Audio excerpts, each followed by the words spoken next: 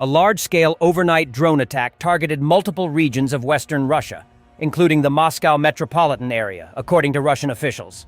In Moscow Oblast, residents reported explosions in several districts, including the capital itself.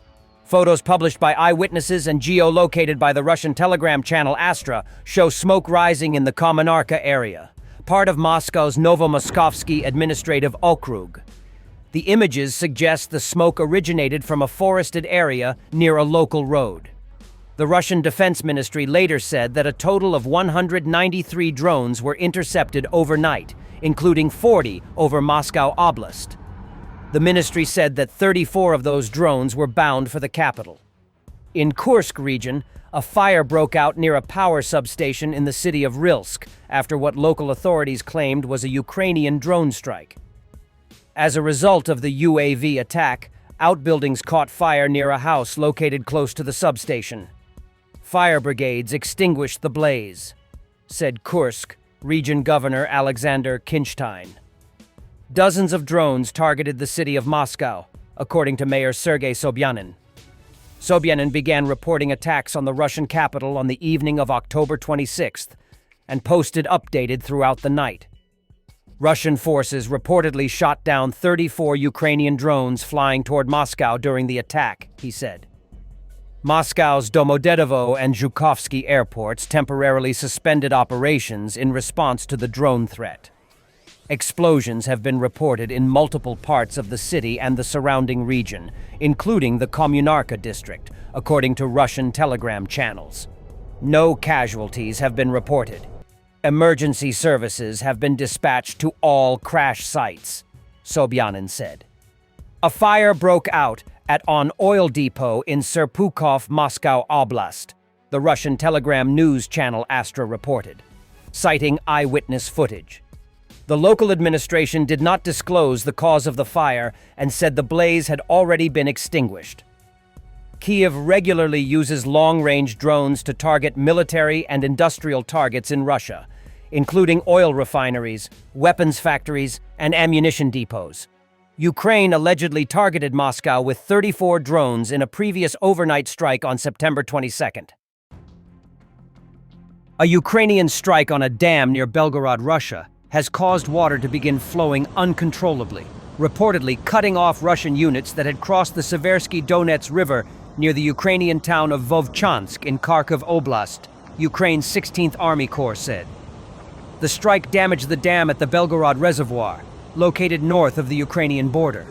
The flooding has disrupted Russian logistics and stranded several Russian units on the Ukrainian side of the river without secure supply lines or reinforcements, according to the report. The main thing is that the enemy's logistics have become significantly more complicated. The leaves have fallen too, so the units that managed to cross the Seversky Donets have effectively been cut off from their main forces, it said. So we're expecting the prisoners' exchange pool to be replenished, it added, referring to the potential for capturing Russian troops.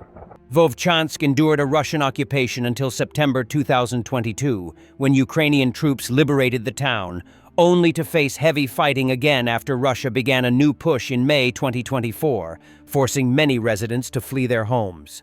The town remains partially occupied by Russian forces.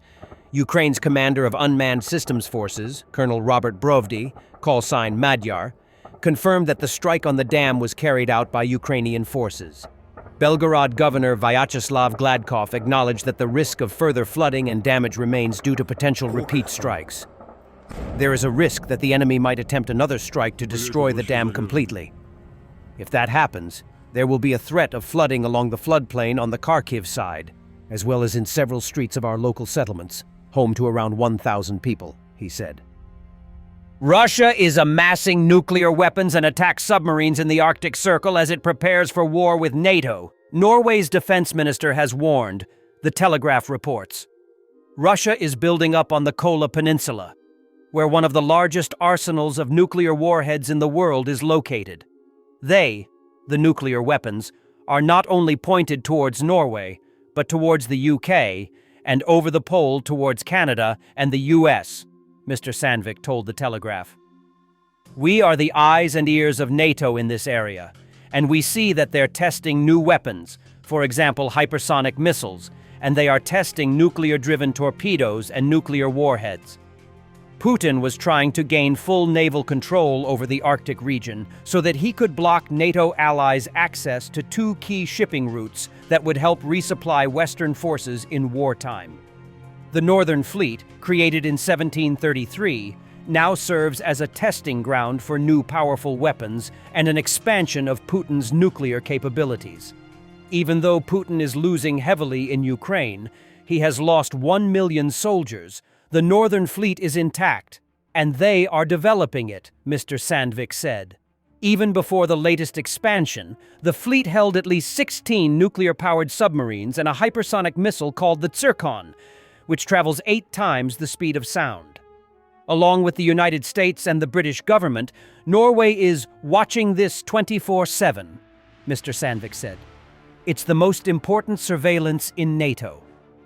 As Russia continues its war on Ukraine, Norway and Britain fear the Arctic could become a third key battleground. Melting ice caps are opening new shipping routes that could halve travel distances between Europe and Asia, but also spark competition for control. Two critical Arctic routes, the Bear Gap and the GI-UK Gap, are seen as crucial supply lines in any future conflict. Putin needs to establish what is called the Bastion Defense.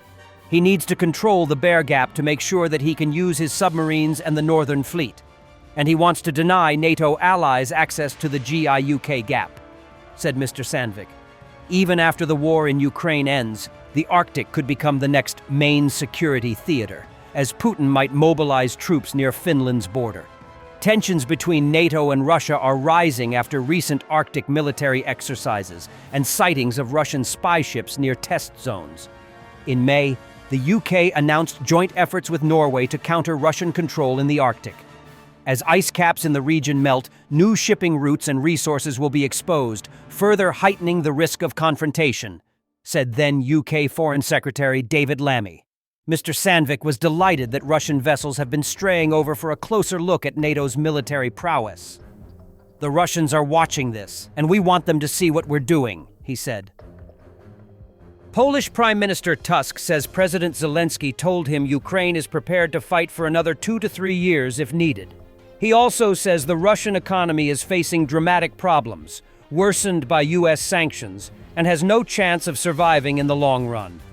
Russia has reinforced its air defense network around Moscow, according to the Gembob project.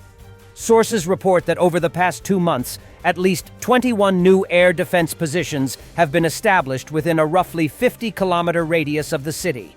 About 80% of these are located south of Moscow, in the direction of Ukraine.